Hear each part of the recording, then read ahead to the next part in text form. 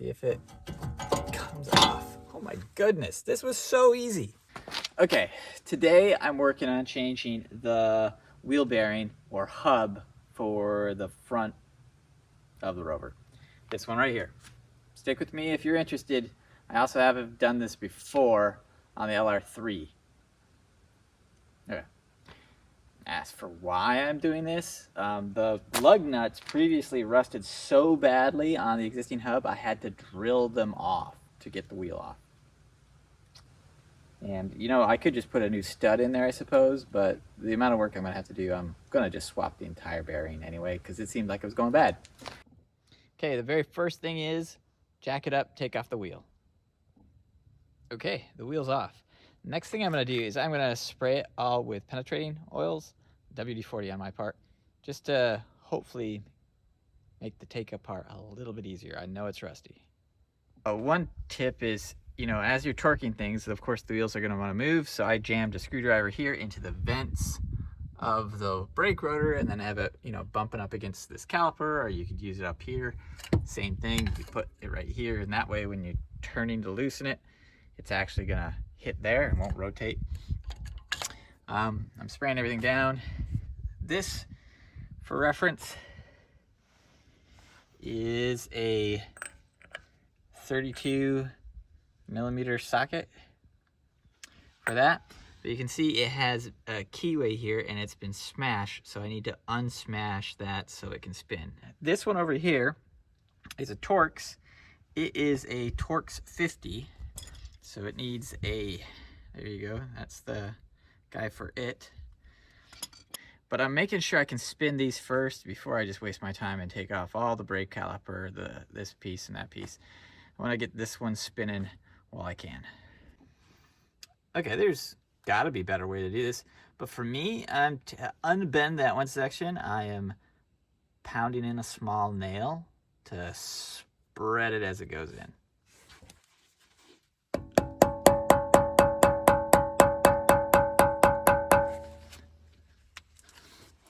Obviously, I need to make sure not to jam anything in there that you can't get out, but nail's handy. But anyway, it's making it wider bit by bit. Okay, you can see that notch is bent out. Now, for reference, the combination of things I used was a small nail I hammered in there. You saw that until it got big enough. Then I put in a skinny screwdriver and the nail. I hammered in the nail. And then as it got bigger, then I was able to hammer in a Phillips screwdriver. And then after that, I could pry it with a regular flathead screwdriver. So now it looks like the nut should be able to spin. Should be able, we'll try that next. Okay, so this is what I'm using to undo the nut. In the words of Dana Tucker, don't force it, use a bigger hammer. I have the 32 millimeter socket on a breaker bar. And then on that, I've got something about a little more than a 3-foot cheater bar. And that was able to break it free. It wasn't moving me even standing on it before. But now it'll be able to come off the rest of the way. And so before I undo this part, I just wanted to make sure I could free it up, because I am sure you guys have all had projects where, you know, you get down to the last nut and then it doesn't work. I wanted to find out early if this was going to come off or not, because this is one of the toughest ones. Same thing with the set screw. I've had problems with those before, but I had the set screw. It's ready to come off too. And so now I'm going to move to the caliper bolts and on the back side. So let me show you those. Okay. So got the wheel off, loosened that one. Also loosened the set screw. To get we're gonna have to, it's almost like, I mean, if you're doing a brake job, that would be a good time to take this up as well. So we're gonna have to take off the caliper, which is gonna be this 13 millimeter there, one down here too. Where is it? Right there, right here. And then, bigger yet, we're gonna take off what holds the caliper as well. So the whole housing, it's gonna be hard to see, but there's a big one right there, one on the bottom, and then there's 4 on the back for the hub bearing itself. Here, you can see that one. You can imagine another one on the bottom, like a square. So next we're taking off the brake caliper and what the brake caliper mounts to. So this is the top one. This is the bottom one for removing. So just like you're going to do a brake job, those are the two we're going to take off next. That's the top one, broke free. These are 13 millimeter.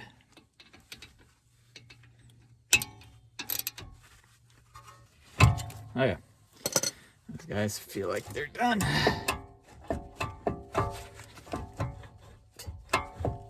Oh, I should have compressed the piston just to make this easy on me. Duh. Do that real quick. Even if just a little bit.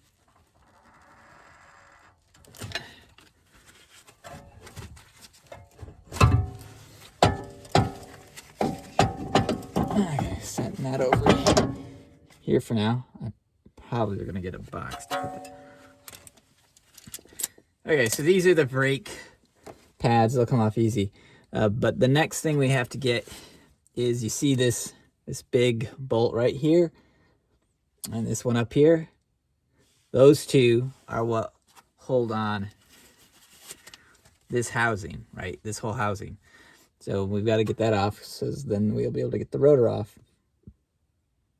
And one thing just to note is you've got your wheel. I imagine this is the wheel speed sensor right here. I might take that off really quick because I don't want to somehow have a wrench go loose on me and smack it while I'm doing all this stuff. Okay, the nut on the speed sensor was 8 millimeter. I took that out and it just pulls out. There you go. That's this. Okay, here's where I'm at right now. One thing you'll notice is I have since turned the wheel so I can get better access to those big bolts I was talking about. So this one right here and this one right here hold on this big assembly here. So these are 21 millimeters, and due to their shape, you're going to need like a 12-point socket. There. Like this. That's the socket you're going to want. Luckily for me, they came out pretty decent, so I used a breaker bar right here, pulled up on them, and now I'm going to take them out the rest of the way.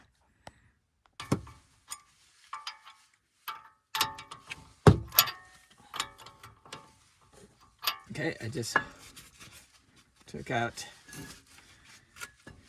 this one and this one. Now this caliper housing can come off.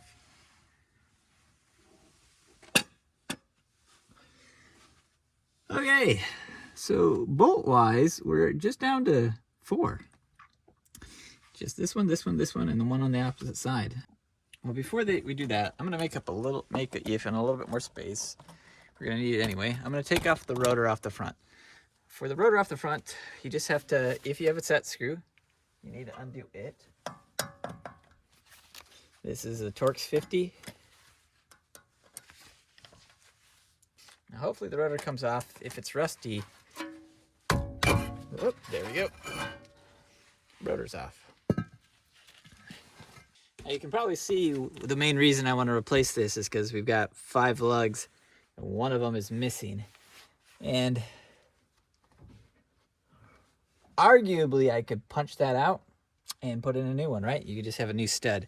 But this was so rusty and screwed up that I'm just going to replace the whole thing. Okay, so going back to the back side, and we'll get after those 4 bolts. And we've got a little bit more sunlight back here too, so hopefully it'll be easy to get to these 2 at least. Working these 2 right now. They are 15 millimeter, and I got a short extension just so I can get around this boot without rubbing on it so much. I broke this one free. They're on there pretty tight. I guess that should not be a surprise, but let's see if we can get this one too. Come on. There. That one's free.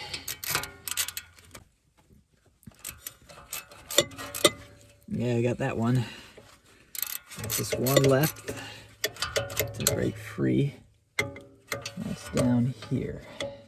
I'm probably gonna have to turn the wheel again.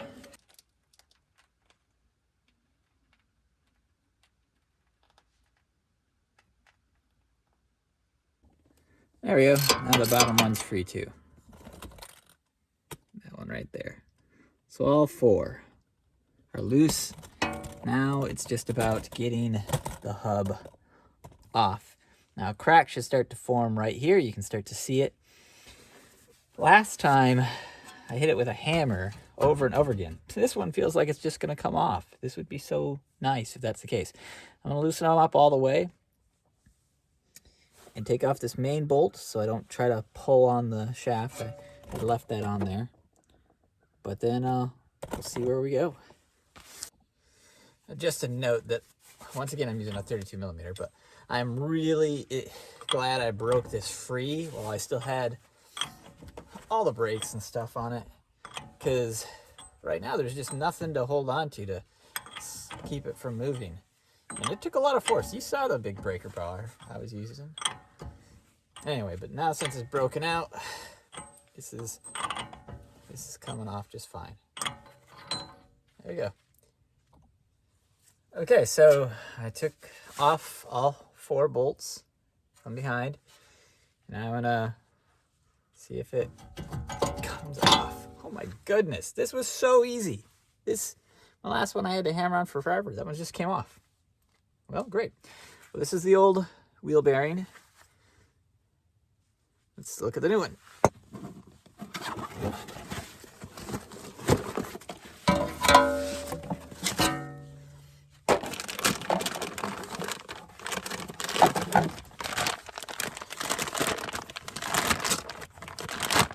This is what this one looks like compared to the old one.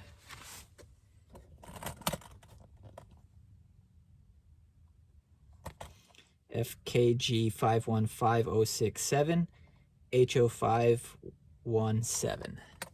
Okay, so now that we got the new wheel bearing ready, I'm gonna clean up the interior a little bit, just of some of the rust and scale, and then bolting it all up just like normal. Okay, here we go. I'm going to be putting the new bearing on there.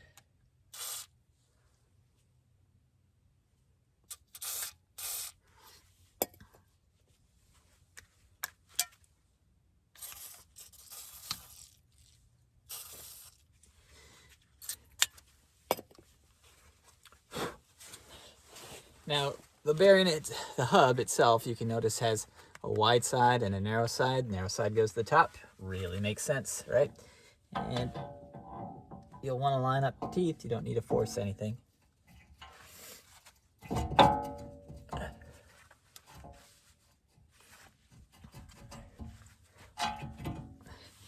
Now, while I'm here, I'm also going to be putting on the cap itself. I mean, not the cap. This nut.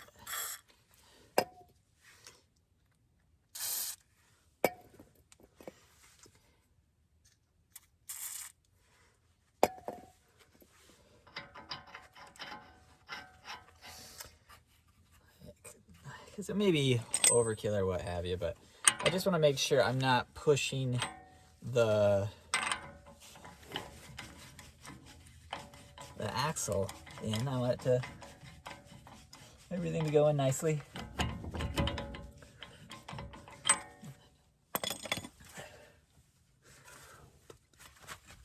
Oh, maybe I've already tightened it too much. I need to line up these top ones first.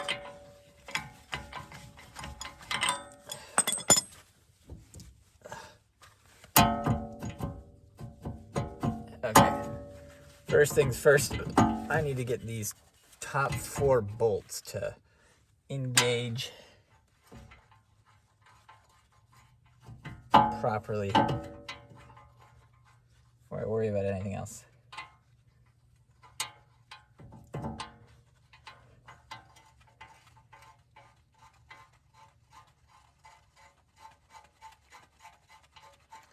Okay, the 4 bolts are back on.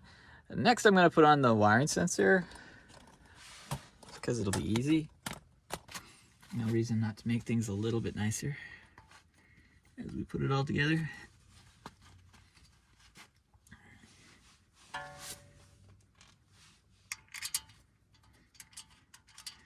As a reminder, this was an 8mm.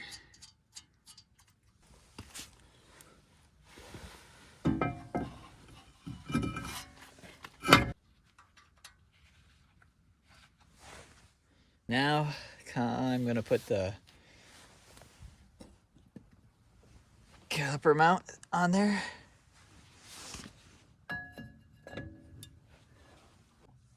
Okay, now that that's on, now it's time to put the actual brake. There you go. Tighten that up. Okay, and with that, sort of surprised, we still have daylight, and I'm going to be putting the wheel on here. So, wheel goes on next. Since we did play with the brakes, always press the brake pedal a couple of times to pump out the piston. Here we are. Look at those shiny guys.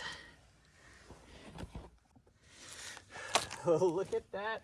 I've got 5 lug nuts. Again. I'll have to check to see how long I've been driving around on 4. Okay, bonus content. For my eagle-eyed subscribers out there, you may have noticed I've left off one big deal. I'm pretty sure I didn't actually tighten the nut on the axle. So it's been 2 days, been driving around a little bit softly. But today, I'm gonna open it up, verify that I didn't bolt it down. We'll see what it looks like, and we'll tighten it all up. Yep. You can see the nut, like I can turn it with my fingers. But it's still on there. So we're gonna tighten that up and then we'll be done.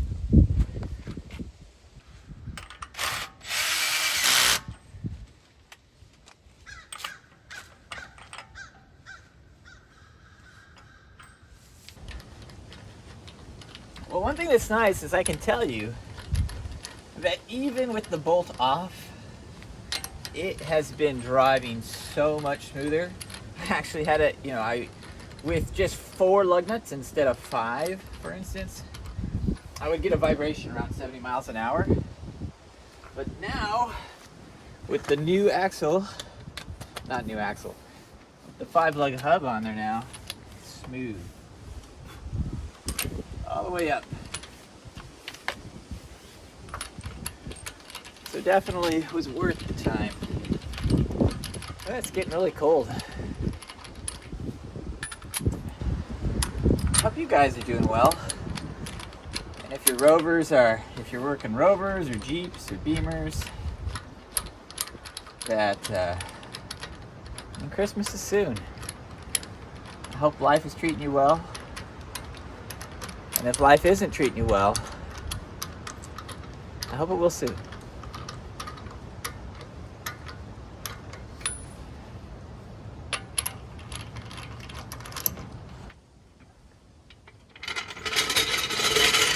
All right, it's a job well done. Take care, guys.